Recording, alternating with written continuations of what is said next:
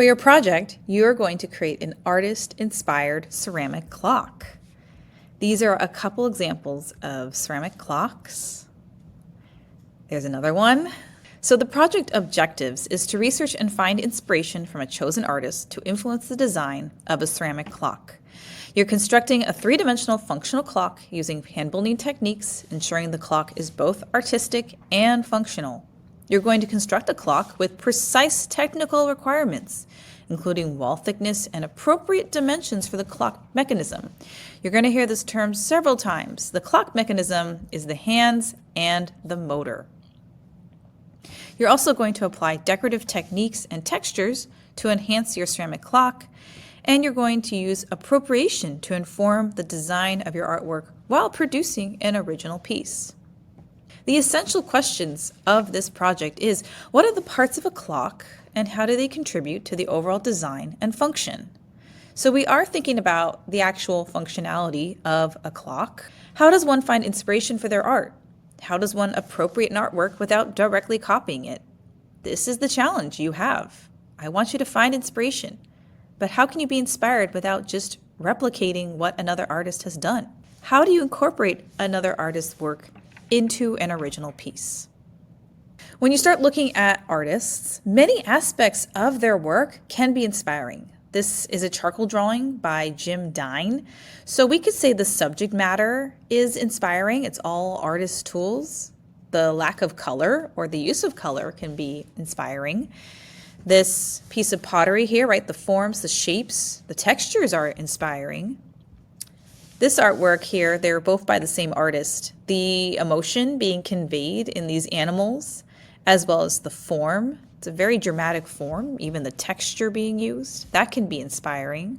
This is a print by Japanese artist Hokusai, so the line work is very inspiring. The subject matter, the shapes. This is artwork by Kandinsky. These are paintings, so the shapes, the colors, the playfulness of the arrangement of the shapes can be inspiring. So who inspires you? What about their work interests you? And why?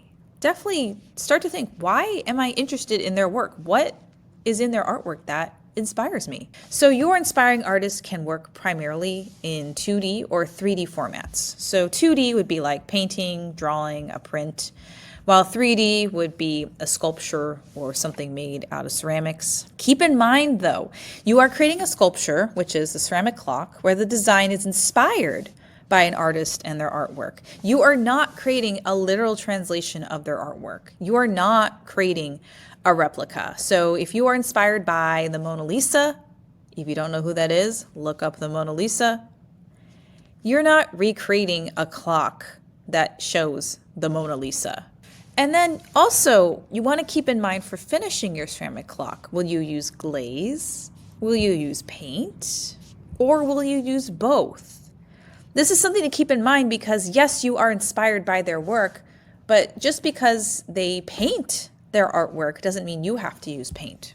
Now you could be inspired by one artwork or several artworks by the same artist. These are 3 paintings created by Vincent van Gogh, who has a very distinct style with the brushwork in his paintings. Let's review the requirements and parameters for your ceramic clock. The construction method is your choice.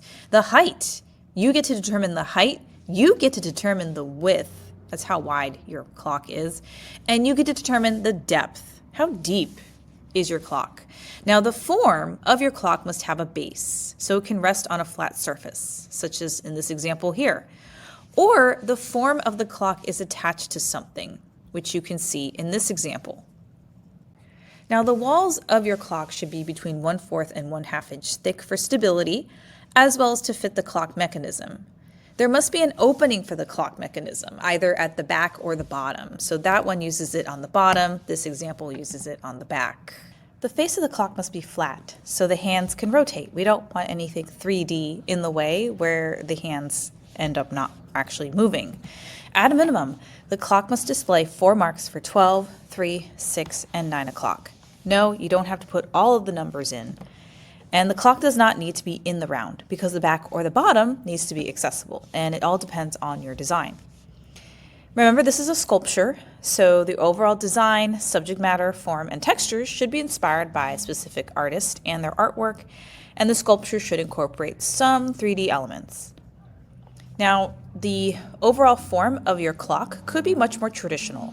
Like we have this arched clock here. This actually uses sgraffito. We have a much more rectangular prism.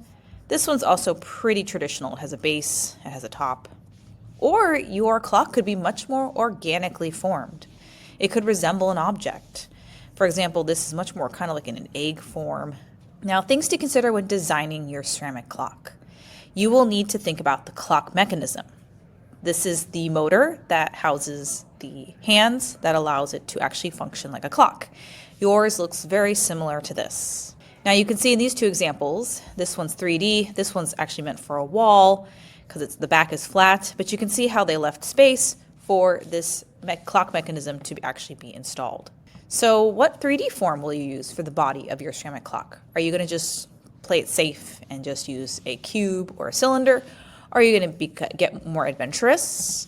How will you access the interior in order to install the clock mechanism? Are you just going to have the back completely open, or is the bottom going to be open?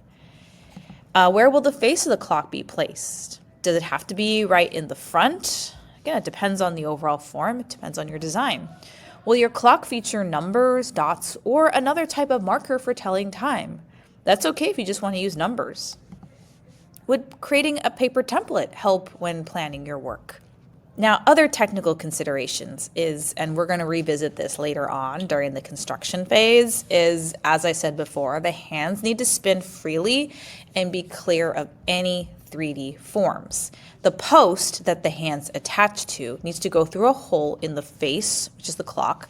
The clay wall on the face can't be too thick, and the hole needs to be wide enough for the post. Remember, when the clay shrinks, when it's drying, it shrinks a little bit more when it's fired. So the back of the form needs space for the battery pack and the motor, and the hole for the mechanism and the shaft must be large enough to fit the clock motor after shrinking and firing. And based off of what I've learned on the internet for creating ceramic clocks, it's better to err on the side of being too big rather than too small. I will say it would not hurt to actually test this out before you actually construct your bigger clock. So for this project, you have two things to think about at the same time. You have to think about the artist that you are being inspired by and their artwork, and how that informs the form and design of your ceramic clock. Definitely check out the collected examples of ceramic clocks. They're labeled according to clocks that are created by high school students versus professional working artists. And your next steps is researching and finding artists that inspire you.